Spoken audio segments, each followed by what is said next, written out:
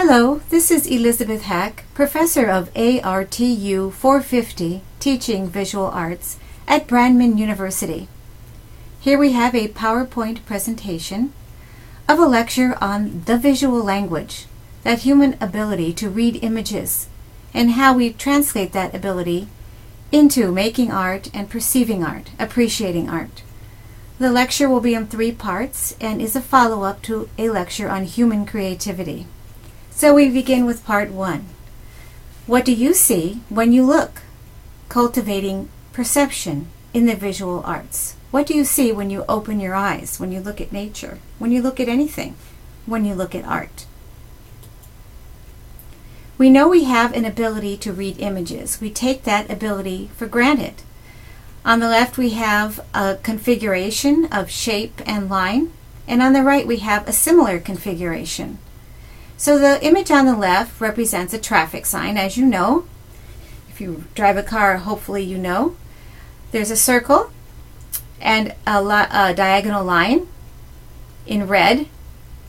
In that circle we have an upside down U with an arrow attached to it. We know that that means do not make a U-turn here or you will get a ticket or cause an accident. On the right we have similar shapes and lines. A circle, a vertical line going through it, 2 diagonal lines hitting the vertical. We know that means peace. The desire for peace, the desire for world peace. That's quite profound and very different from the image on the left, but using the almost exact same lines and shapes. Here's another image found in Eastern philosophy, familiar to many of us. It is a yin-yang symbol. We have a circle again and 2 dots within the circle. We have a division of the circle, this time by a very beautiful curved line. And we have black and white configured in opposites, and we know that this means the union of opposites, the way the world works. Here is a painting, very different from the previous images. It's not a symbol.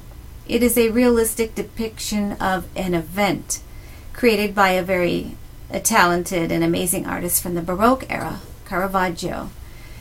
We have Jesus being seized by soldiers after having been betrayed by Judas, one of the apostles. You see he's in an embrace with Jesus, and his arm is on his shoulder, but that line of the arm is extended by the line of the soldier in his metal uniform with a gleam on it, and that line continues all the way out to another soldier and another apostle. So we have a very strong line here visually. Okay, the line is bisecting a circle here, circular form, this embrace of Jesus and Judas, exaggerated by the clasping of hands down here. Okay, the artist also has put in another visual linear pattern. We have a V that is created by the hands, joining the hands into a V, a very strong V shape. These are linear patterns embedded in this image that helps us read it and goes into our subconscious, and as we learn to appreciate art, we see how that works. Those shapes and lines are making a visual imprint on your mind in the same way that the traffic signal was. There are many ways of seeing. As you probably have studied before in behavioral studies, we look with scientific observation. We are analyzing what we see very carefully. We want to know how something works. We can also have our eyes open, but our intellect is completely detached. For example, you will make a drive. Maybe it's a drive that's over an hour or 2 hours, and not realizing that you have driven that far because your mind is busy elsewhere. You can also see with emotion. You can open your eyes and become emotionally involved in what you see. So here we have a painting by Philip Guston, which I love because it sort of tells the story of seeing, all the different ways of seeing. So you look here, we have our spiral horn. And you can interpret all these symbols. We have strong horizontals going down along the painting. This is called story.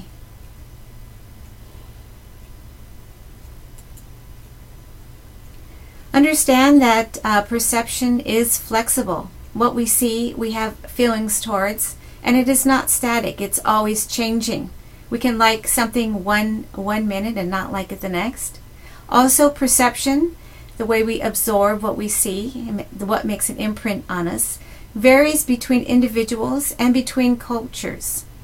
So, how these people see in the central panel in the Middle East see very differently, probably, from the fellow on the right from Isla Vista, California. So this is different cultures. Also, we have different time periods. Okay, the way the Neanderthal looked at the world was probably very different than the man on the right. Perhaps these fellows had similar social status, but they're from very, very different worlds and will perceive visual experience differently. So our perception is based on our learning, what we know, what we remember, and what we expect to see. A big part of our emotional, cultural, and physical history. This is an example of that, okay?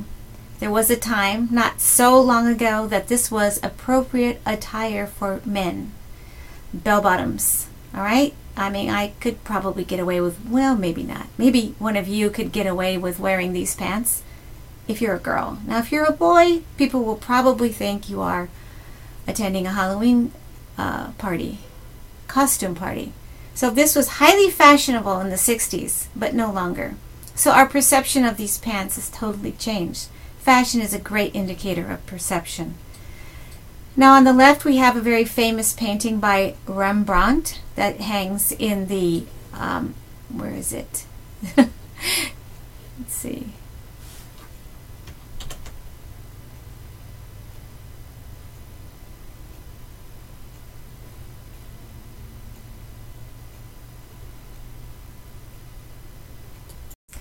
If there was a pause there, I apologize.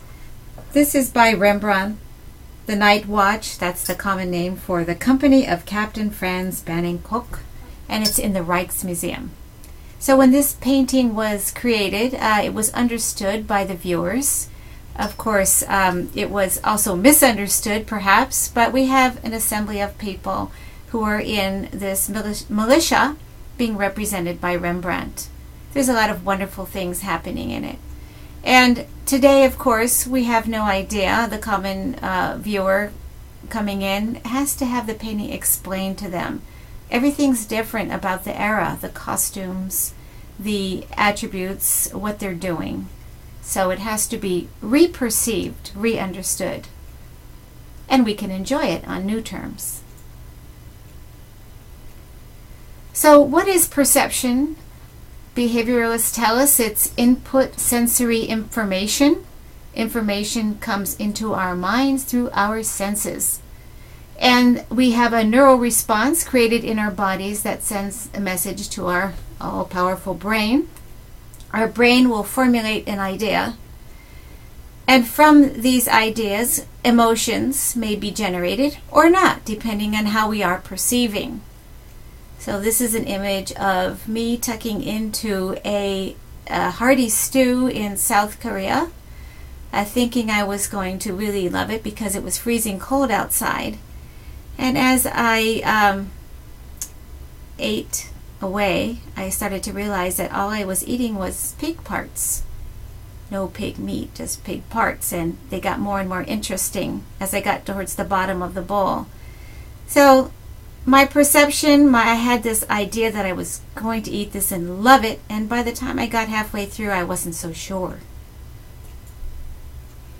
Visual perception. Once again, it comes through our eyes, that organ, our beautiful eyes.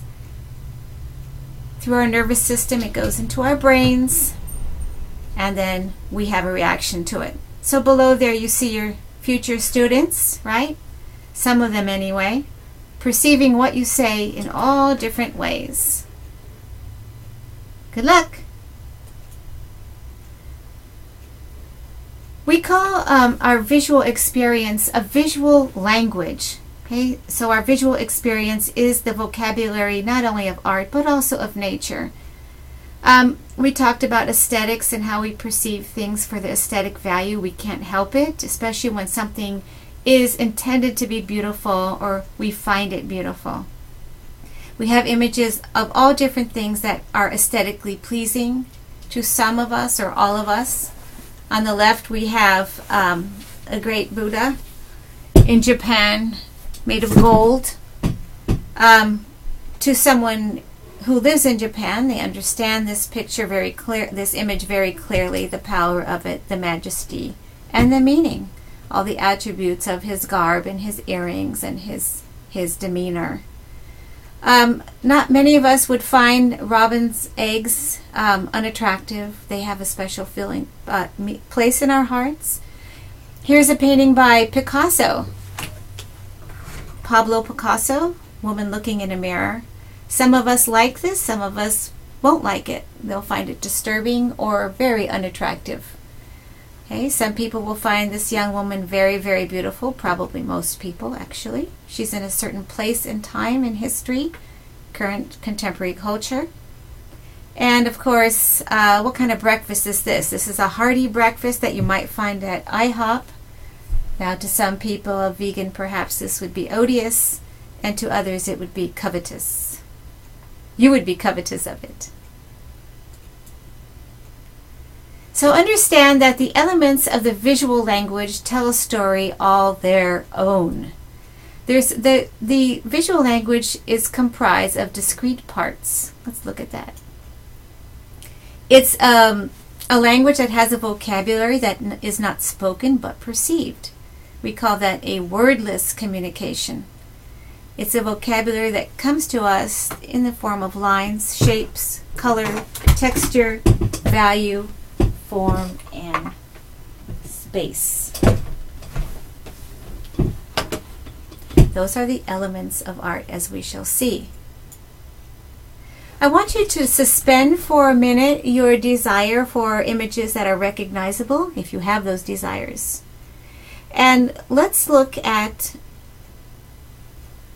a couple of sentiments, a couple of themes, a couple of words.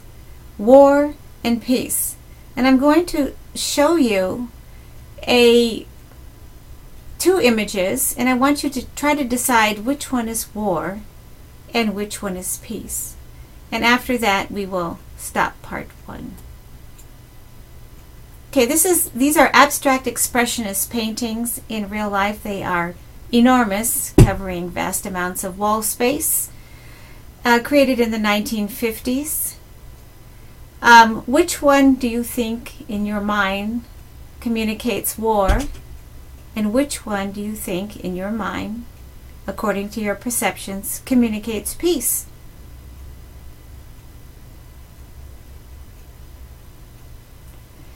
Most people choose the one on the left as communicating peace. Most people choose the one on the right as communicating war. Why? There are no words here to tell us that. There are no images that are recognizable. But let's review what we talked about as anything in an image communicates to us, whether or not they're realistic or not. So we have bands, horizontal bands in this painting on the left. The horizon communicates calmness. A strong horizontal feeling to this image communicates peaceful thoughts. This one is explosive. Not only is it explosive, we have some very harsh colors that might be associated with war. This sort of jaggedy edge to all the shapes, and once again this explosive quality in the camouflage colors here. Now somebody might say, well, this is war. That's blood. This is napalm, and this is what's left of the world. So perception is very subjective.